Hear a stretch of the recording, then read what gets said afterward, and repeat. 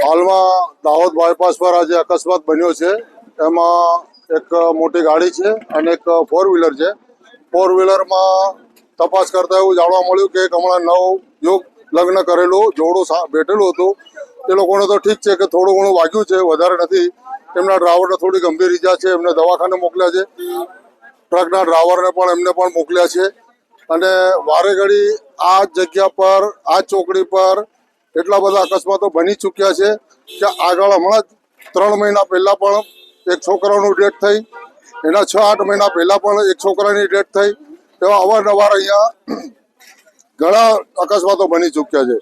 એ ટાઈમમાં બી મેં એવું કીધું હતું તંત્રને કે ભાઈ આ એક બાયપાસ છે અને હવે તો સરકારે પણ એવું કીધું છે કે ભાઈ જ્યાં પણ અકસ્માત બને ત્યાં આપણે સંતરોડમાં પણ એક નાના બમ્બ બનાવીને રનિંગ બમ્બ જે બનાવવામાં આવે છે એવા બમ્બ અમને પણ આ બાયપાસ પર 2-3 જગ્યાએ એવા અકસ્માત ઝોન છે એવી જગ્યા પર બનાવી આપે.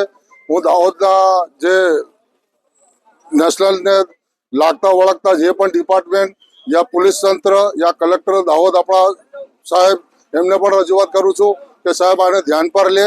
આ અવારનવાર બહુ ગંભીર ઈજાઓ થાય છે અને કંઈક લોકો અહીંયા મૃત્યુ થયા છે.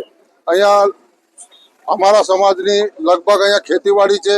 આ બાજુ જઈએ તો ચોકડી પર લગભગ 200-200 દુકાનો છે.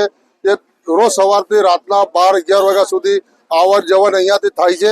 એટલે અમે તંત્રને રજૂઆત કરવા માંગીએ છીએ કે તાત્કાલિક કાં તો અમને અહીંયા સર્વિસ રોડ કાઢીને આપે અથવા અમને અહીંયા બમ્બ બનાવીને આપે, જેથી કરીને આ જે પણ નાની મોટી ઈજાઓ થાય છે, ઘટનાઓ મૃત્યુ થાય છે એના પર રોક થાય.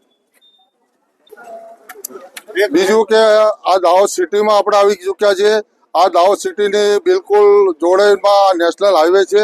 અમે નેશનલ હાઈવેને પણ રજૂઆત કરીએ કે અહીંયાથી લગાવીને અમને સ્ટ્રીટ લાઇટ આપે અને અહીંયા પણ કોઈ પણ ક્રોસિંગ પર એ લોકોનું કોઈ પણ જાતનું મૂકેલું નથી કે જેથી લોકોને ખબર પડે કે ભાઈ આ ક્રોસિંગ છે કે એ લોકોને ધ્યાન આવે. એ પણ આપણને જરૂરી છે. અહીંયા લગભગ લાઇટો 70% બંધ છે એમની જે મેન ચોકડીની આજુબાજુ નાખેલી છે અને અહીંયાથી લગાવીને ઠેઠ આપણે ઘાટાબીર સુધી આપણે લાઇટોની જરૂર છે. નેશનલ વાળાને હું રજૂઆત કરું છું.